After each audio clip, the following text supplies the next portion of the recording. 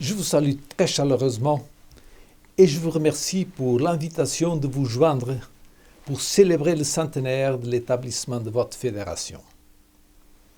L'organisation de la fédération belge-luxembourgeoise il y a 100 ans doit être vue non pas comme une question purement administrative, mais comme la création d'une structure pour soutenir et faciliter l'accomplissement de la mission que le Seigneur nous a confiée.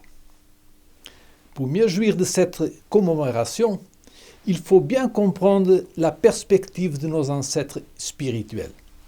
C'est-à-dire, pour que les moments que nous allons passer ensemble puissent avoir une signification profonde et un effet pédagogique durable, nous devons les voir dans la perspective d'un avenir ancré sur les fondements solides de la parole de Dieu. L'Église adventiste est née dans le contexte de l'étude, l'acceptation et la mise en pratique des enseignements de la Bible. La parole inspirée a guidé les pionniers adventistes à la parole incarnée, Jésus-Christ. Son incarnation, ministère, mort, résurrection et imminent retour sur cette terre.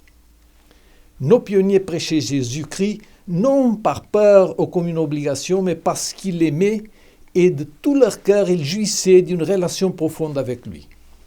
Cette relation les remplissait de sa paix et de son amour. Ils s'aimaient les uns les autres, ils aimaient ceux qui ne connaissaient pas Jésus.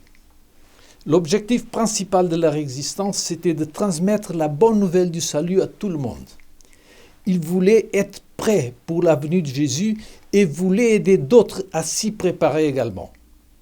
Le monde d'aujourd'hui est confronté à des gros défis. Les personnes sont confuses et apeurées. Elles se posent des questions et cherchent des explications et solutions pour les problèmes qui les tracassent. Célébrer signifie fêter, louer, avancer avec confiance vers l'avenir, basé sur les démonstrations de la grâce et de l'amour de Dieu. Malgré les difficultés et les défis auxquels nous sommes confrontés, célébrer signifie aussi commémorer, c'est-à-dire rappeler le souvenir des frères et sœurs qui nous ont précédés et qui, par leur vécu et relation avec le Christ, ont été porteurs d'espérance et vie. Je prie pour que cette commémoration puisse être un moment de réflexion et prière pour évaluer la pertinence du message que nous prêchons, son fondement, son contenu, sa forme et son impact sur la vie de ceux qui l'écoutent, afin que nous soyons plus efficaces encore dans l'accomplissement de la mission que le Seigneur nous a confiée. Que le Seigneur vous bénisse abondamment, c'est mon désir.